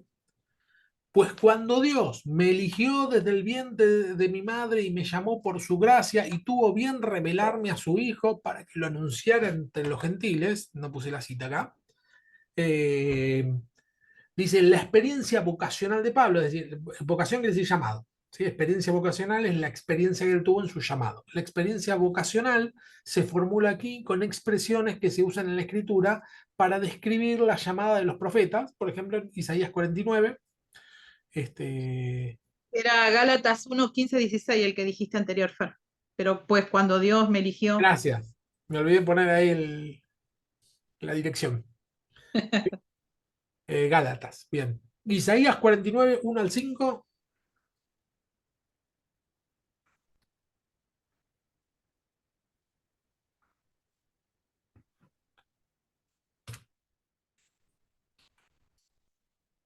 Isaías 46, 49, mm, del 1 al del 5. 1 al 5. Sí. Oídme costas y escuchad pueblos lejanos. Jehová me llamó desde el vientre, desde las entrañas de mi madre tuvo mi nombre en memoria, y puso mi boca como espada aguda, me cubrió con la sombra de su mano, y me puso por saeta bruñida, y me guardó en su aljaba. Y me dijo, mi siervo eres, oh Israel, porque en ti me gloriaré. Pero yo dije, por demás he trabajado en vano, y sin provecho he consumido mi fuerza. Pero mi causa está delante de Jehová y mi recompensa con Dios. Ahora pues, dice Jehová, el que me formó desde el vientre para ser su siervo, para hacer volver a él a Jacob y congregarle a Israel, porque estimado seré en los ojos de Jehová y el Dios mío será mi fuerza. Bien. El llamado de Isaías dice, desde el vientre de mi madre, ese lo dice tanto en 1 como en el 5, y dice, y Pablo más o menos lo parafrasea, dice, pues cuando Dios me eligió desde el vientre de mi madre y me llamó por su gracia, tuvo a bien revelarme a su Hijo, eso lo agrega, digamos, para que anunciara entre los gentiles, ¿no? Para el Evangelio. Eh, Acá Isaías, el llamado que tenía era para congregar a Jacob, es decir, el llamado que tenía Isaías era para los israelitas que se habían diseminado por todo el mundo y él hacerlos volver, ¿no? A Dios. Y acá más o menos el apóstol Pablo dice más o menos lo mismo, no lo parafrasea. A mí desde el vientre de mi madre me llamó para que vaya a los gentiles y que los traiga. Dice, Pablo entendió su ministerio como el resultado de un llamado similar, ¿no? Una vocación similar es un llamado similar. Jesús envió a algunos de sus discípulos para anunciar la inminente llegada del reino, ¿no? Tendría que ser Marcos 6:7, Lucas 10:2. Hay que buscar Marcos 6:7 y Lucas 10:2.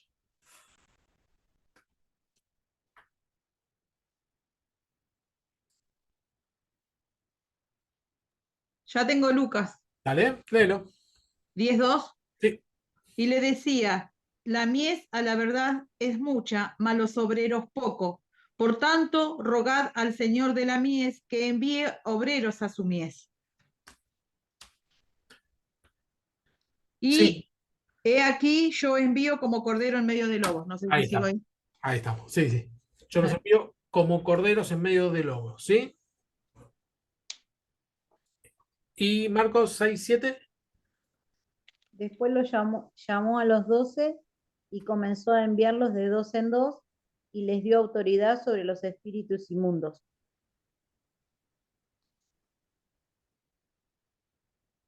Ah, está bien, los envió de dos en dos. Decía, no, pero no dijo la palabra envió. Bueno, cuando dice envió es apóstolos, ¿sí? Elige a los 12 y los envía, es decir, trabajo de apostolado, ¿no? Porque son enviados. Y acá lo que dice Guijarro, dice, no hay indicios que haya utilizado el término apóstol, enviados, para designar a estos enviados. Lo que dice es que cuando dijo el término apóstolos, no es que los estaba nombrando apóstol necesariamente, sino que lo usaba solamente en el sentido de enviado, pero no en el sentido de una autoridad diferente para plantar iglesias. ¿Sí? Eso es lo que remarca. La autodesignación de Pablo como apóstol se encuentra sobre todo en los saludos en sus cartas, lo que vimos recién, Romanos, Corintios, Gálatas, Efesios. ¿Sí?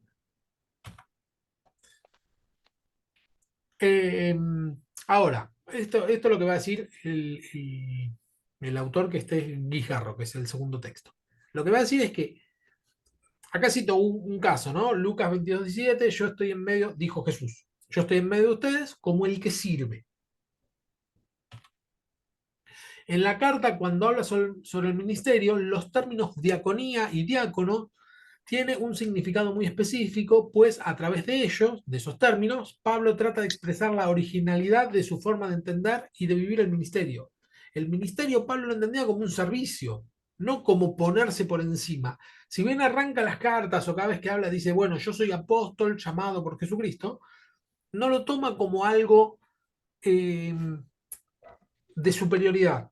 Porque de hecho, uno de los reclamos que hace, dice, ¿cómo? Y los grandes apóstoles, se está refiriendo a los 12, ¿no? O los 11. Los grandes apóstoles son los únicos que tienen derecho a no trabajar, dice el apóstol Pablo. O solamente nosotros tenemos que trabajar a nuestra expensa. Lo que está diciendo es que Pablo no cobraba como apóstol, él no recibía ofrendas para él. Él trabajaba, tenía su trabajo privado, personal. El servicio no lo hacía a cambio de ningún dinero. Él hacía el servicio porque era el servicio, nada más. ¿Sí? La diaconía. Segunda Corintios 11:13. Les dije que les iba a hacer trabajar. 11. 13. Porque estos son falsos apóstoles, obreros fraudulentos que se disfrazan como apóstoles de Cristo. Bien, lo que se está refiriendo es que en Corintios fueron algunos haciéndose llamar apóstol. No se está refiriendo a los 12 ahí, sino que hay algunos que evidentemente fueron y se hicieron pasar por apóstoles y son falsos apóstoles. No son apóstoles verdaderos.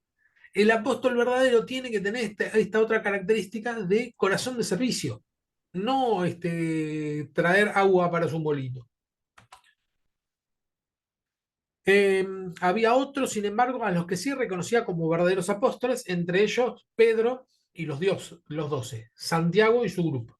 ¿Sí? Él menciona a Pedro, aunque lo critica Pedro, vieron que a veces lo criticaba, tuvieron, dice, una pelea no menor, con Santiago también tuvo un enfrentamiento, sin embargo, él lo consideraba uno de los grandes apóstoles. ¿Sí? Primera Corintios 9:5, si alguien tiene, y el otro 15, del 5 al 8.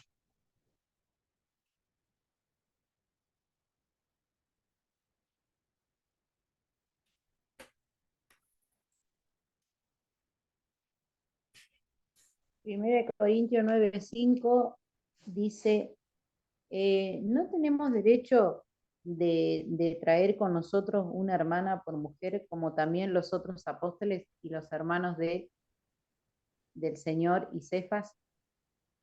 Bien, Cefas es Pedro. Lo que está diciendo es que no estaba casado Pablo. Y dice que nosotros somos los únicos que no tenemos derecho a tener mujer.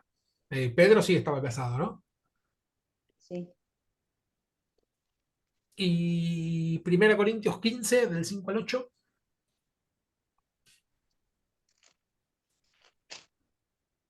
Y que apareció a Cefas y después a los 12.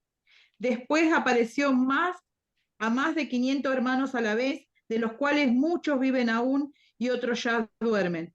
Después apareció a Jacobo, después a todos los apóstoles, y al último de todos, como abortivo, me apareció a mí. Bien. Él dice, el último fui yo, ¿no? Cefas es Pedro y Jacobo es Santiago, ¿no? Son eh, distintas formas de llamar a la misma persona. Dice, se le apareció a esto, a muchos, a los 12, después se le apareció a Jacobo, decía Santiago, y a los 12, y después a lo último, y a un montón de discípulos más, y después a lo último se me apareció a mí. La diferencia que tenía Pablo es que él perseguía a la iglesia, no había sido un discípulo de Jesús. Él había sido un perseguidor de la iglesia. Claro, lo dice ahí en el 9. Exactamente. Marcos 9:35, creo que este es el último que les hago buscar, ¿eh? Marcos ¿Sabes 9:35, por qué se cambiaron los nombres? Cefas y Jacobo. porque eran Jacobo y Santiago se cambiaron por traducciones, ¿sí? Siempre Jacobos. Ahora, Pedro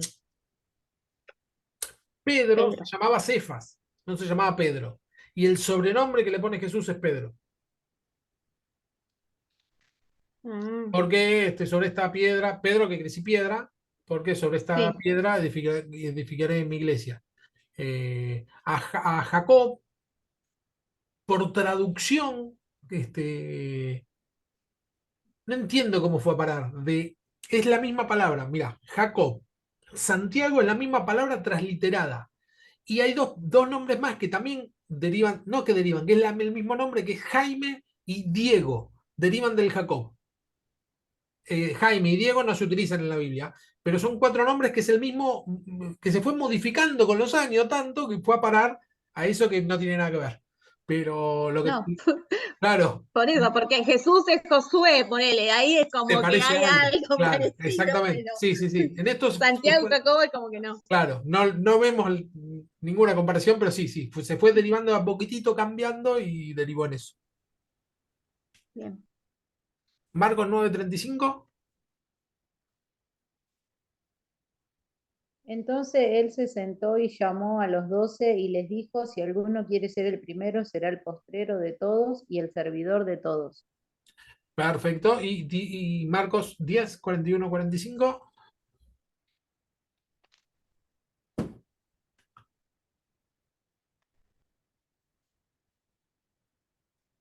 Cuando lo oyeron los 10, comenzaron a enojarse contra Jacobo y contra Juan. Mas Jesús, llamándolos, les dijo, ¿sabéis que los que son tenidos por gobernantes de las naciones se enseñorean de ellas y sus grandes ejercen sobre ella potestad? Pero no será así entre vosotros, sino que el que quiera hacerse grande entre vosotros será vuestro servidor. Y el que vosotros quiera ser el primero, será siervo de todos. Porque el Hijo de Dios, el Hijo del Hombre, no vino para ser servido, sino para servir y para dar su vida en rescate por muchos. Bien. La bronca que tenían los discípulos era porque se habían acercado Juan y Jacob a pedirle a Jesús, según Marcos, a pedirle a Jesús que cuando él reine en gloria, que uno se siente a la derecha y el otro a la izquierda. ¿Sí? Según la versión de Lucas, creo que es, la que le pide eso es la madre de Jacob y Juan. ¿Sí? Y entonces Jesús lo que dice es que esa es la forma de pensar de este mundo, ¿no? Hay un Señor que está por encima de los demás. ¿Sí? Sin embargo, dice, entre ustedes no tiene que ser así, sino que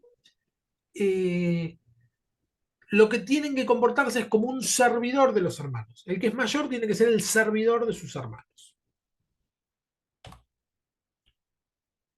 Dice, los 12 son invitados a hacerse servidores de los demás. Esto es lo que decíamos hoy, cómo hay algunas personas que no entienden que el ser apóstol es ser servidor de todos los demás, no ser servido por los demás. ¿Sí? No es un título de grandeza, sino de humillación. Hay una contradicción cuando a veces dicen la frase, el Señor lo levantó como apóstol, o peor, el Señor lo levantó como siervo, directamente dice la palabra siervo. Bueno, eso no es levantarte, eso es humillarte, porque sos el siervo, sos el servidor de todos. Tu posición está por debajo de todos los demás. Vieron que la palabra dice que nosotros debemos considerar a cada uno de los demás como superiores a nosotros mismos. ¿Sí? Es decir, que nos tenemos que considerar inferiores a los demás. No nos gusta ¿no? Sobre todo en esta sociedad, nadie, yo no soy menos que nadie, pero la vocación de servicio es eso, es decir, bueno, yo sirvo, no es que yo sirviendo voy a ser mejor, sirviendo voy a estar por encima, no, servir es servir.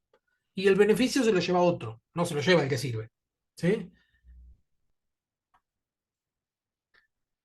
Parece ser dichos que han sido modificados, dice el autor, como consecuencia de esta nueva situación, pues en ambos casos se ha añadido alusiones explícitas al servicio. Lo que dice es que eran dichos populares que el Señor los modifica para hablar del servicio.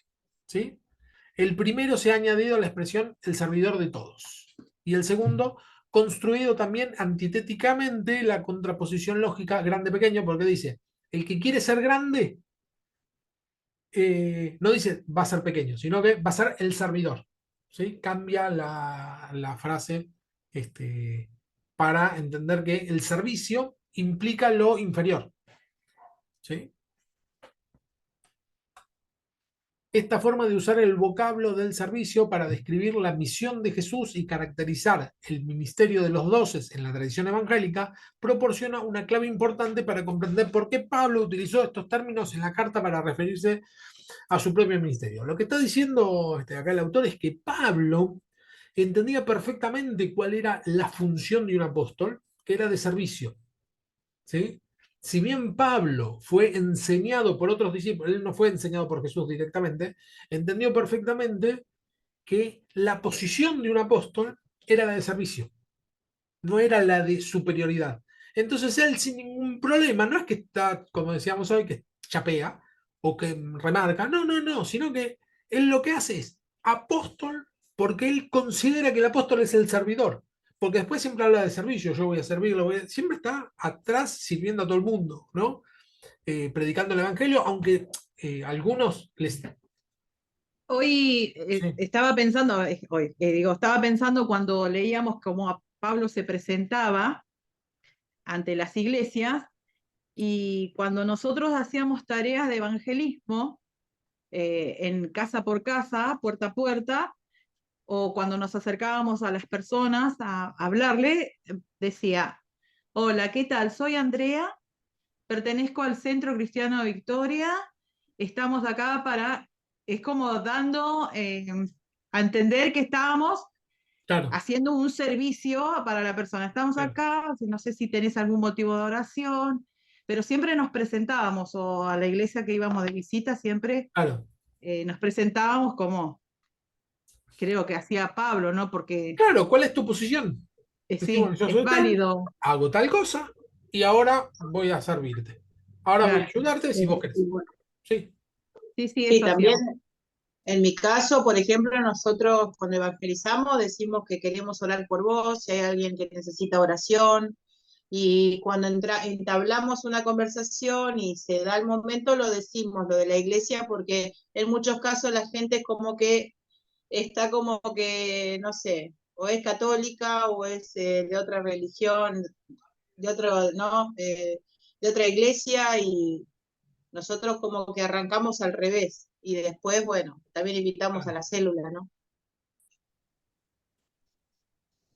Eso que dice. Sí, sí, sí, pensé que Eso. no dije nada porque pensé que André iba No, no, sí estaba por decir que nosotros, va, al menos lo que Claro, nos aprendí, vemos. di el ejemplo de que nos presentábamos como iglesia primero, porque muchos, qué sé yo, acá viene una vendedora de Avon, o acá vino Claro. o hacer un censo, porque la gente es muy desconfiada. En los barrios hacíamos eso, ¿no? Al menos lo tomé yo así, y bueno, siempre fuimos bien recibidos, ¿no? Es Sí, que, sí, pero claro, y está bien lo que dices, es decir, bueno, yo primero ofrezco qué es lo que tengo, claro, porque también no solo por otras religiones, sino que muchos evangélicos han hecho desastre, ¿no? Y hacen por ahí reuniones en las casas para sacar Claro. plata, y Ah, hacen, exacto, eso claro, justamente, porque automáticamente como que me van a pedir algo, es como que claro, ya la tienen acá, ¿no? Y exactamente, como que el servicio en realidad es ponerme en el zapato del hermano y de ayudarlo en los problemas que esté pasando y escucharlo, como así comentaba Fer, escucharlo en sus problemas, sus cosas, ¿no? Para poder entablar esa y poder compartir el evangelio. tal cual. Pablo no quería presentarse ante los corintios invocando la autoridad que le otorgaba su condición de apóstol, sino compartir con ellos cómo entendía y vivía el don que había recibido de Dios. ¿Sí? Por eso, en esta carta no habla desde el oficio, sino desde lo que constituye la esencia misma del ministerio, el servicio. ¿Sí? Bien. Y por último, por último por hoy, ¿no? Vamos a ver el tema del servicio en la elección de los diáconos, pero es esta placa nada más, ¿eh? No hay mucho desarrollo. Dice, en aquellos días, como crecía, estamos leyendo Hechos 6, del 1 al 7. En aquellos días, como crecía el número de los discípulos, ¿no? Esto de que el Señor iba añadiendo, bueno, es un tema, nos tenemos que organizar. Hubo murmuración de los griegos contra los hebreos de que las viudas de aquellos eran desatendidas en la distribución diaria, ¿no? Las viudas no trabajaban, no había planes, así que la única forma de ser sostenida era por los hermanos, ¿sí? Y entonces habían viudas que habían sido mujer de judíos que vivieron en el exterior y que venían a morir a Jerusalén, porque era el sueño de toda la vida. Entonces quedaban viudas que no conocían la cultura. Eran judías de sangre, digamos, por herencia, pero se las llamaban griegas, ¿sí? Es decir, del mundo. Y hebreas, las que sí habían nacido ahí, etc. Y lo que decía es que las viudas hebreas recibían más en la distribución diaria de los alimentos, ¿sí? Que había preferencia por las que habían estado todo el tiempo ahí, que no es loco que pase eso, porque eran medio selectivos, ¿no? Los judíos en ese sentido. Decir, bueno, pero esto estuvo toda la vida acá. Estas otras vinieron, estuvieron afuera y vinieron ahora. Entonces, como hubo queja, dice, entre los 12 convocaron a una multitud de los discípulos y dijeron, no es justo que nosotros dejemos la palabra de Dios para servir las mesas. ¿Sí? Es decir, la comida, la distribución diaria. Los apóstoles dicen, bueno, nosotros no está bien que desatendamos una tarea para hacer la otra. Busquen, hermanos, entre ustedes 7 varones de buen testimonio, llenos del Espíritu Santo y de sabiduría, a quienes encarguemos este trabajo. No era porque sí, el trabajo era repartir la comida, pero tenía que ser de buen testimonio, es decir, que no haya en ellos algo que los demás digan, sí, este va a tirar para el lado de las griegas o este va a tirar para el lado de las hebreas, sino que sean imparciales. Por eso dice de buen testimonio y lleno del Espíritu Santo, porque necesitaban sabiduría en cómo hacer esa tarea, porque no era fácil, porque había bronca, era una tarea complicada. Uno dice, bueno, para servir las mesas, bueno, sí, pero estaba caliente el tema, ¿no? Y nosotros, dicen los apóstoles, persistiremos en la oración y en el ministerio de la palabra. Bueno, el título que le pone a Reina Valera es Elección de los 7 diáconos. Y la palabra diácono no aparece nunca. ¿Por qué diáconos? Porque eran servidores. Exactamente. Cada vez que dice para servir las mesas, dice diaconía de las mesas. ¿Sí? Claro. Cuando dice el 6.4, nosotros persistiremos en la oración y en el ministerio de la palabra, el término ministerio también es diaconía. Lo que está diciendo es, nosotros no podemos dejar la diaconía de la palabra para dedicarnos a la diaconía de las mesas. Es decir, los apóstoles no es que dijeron nosotros vamos a dejar de servir, nosotros vamos a servir en esto. Y necesitamos a alguien Sí. lleno del Espíritu Santo que haga esta tarea. Agradó la propuesta a toda la multitud y eligieron a Esteban, varón lleno de fe y del Espíritu Santo, a Felipe, a Prócoro, a Nicanor, a Timón, a Parmenas, a Nicolás, prosélito de Antioquía. Todos estos nombres, la característica que tienen es que son nombres griegos. Es decir, que todos venían de afuera a servir adentro. Y Nicolás, que dice prosélito, un prosélito era una persona que no era judía de nacimiento, sino que se había convertido al judaísmo. ¿Sí? Eso es un prosélito.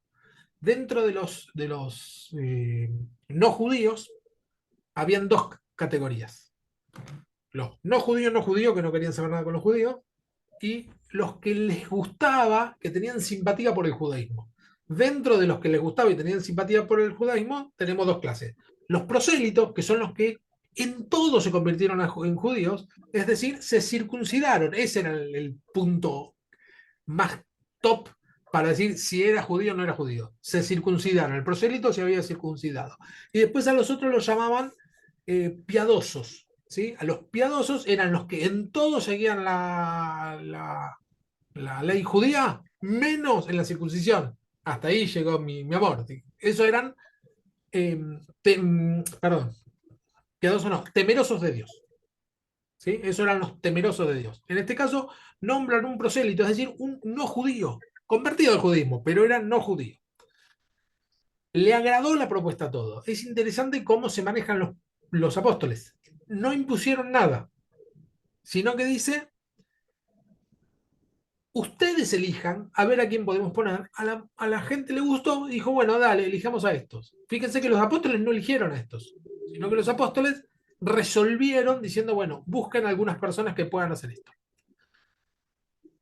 A los cuales eligieron a esto, a los cuales presentaron ante los apóstoles, quienes orando les impusieron las manos, dice, y crecía la palabra del Señor y el número de discípulos se multiplicaba grandemente en Jerusalén, y también muchos de los sacerdotes obedecían a la fe.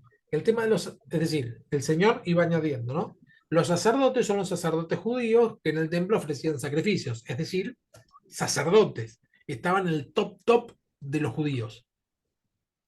Eran de los que condenaron a Jesús, ¿no? Del grupo más cerrado dentro del judaísmo. Bueno, y se empezaron a convertir. Es decir, empezaban a salir del judaísmo y meterse en el cristianismo, ¿no? Aunque tengan sus mismos.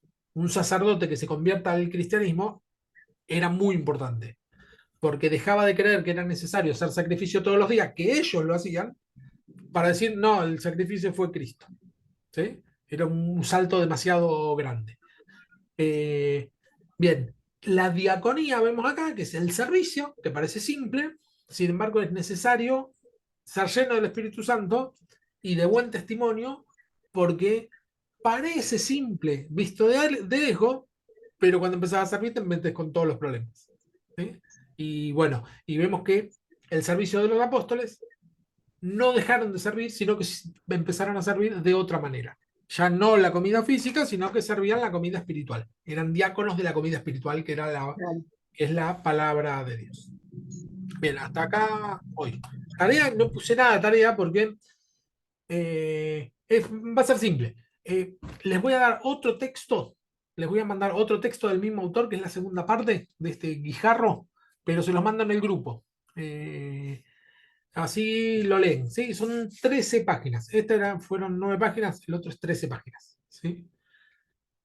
Después que terminamos con eso, vamos a ver 2 capítulos más del libro y después vamos a ver otro que no es Guijarro Porto, ¿sí? Así que bueno, para la semana que viene yo ahora les paso en el grupo lo que tienen que leer. Dejo de compartir. Ahí estamos. Bien.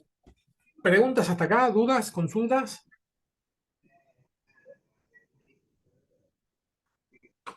No. No. Perfecto.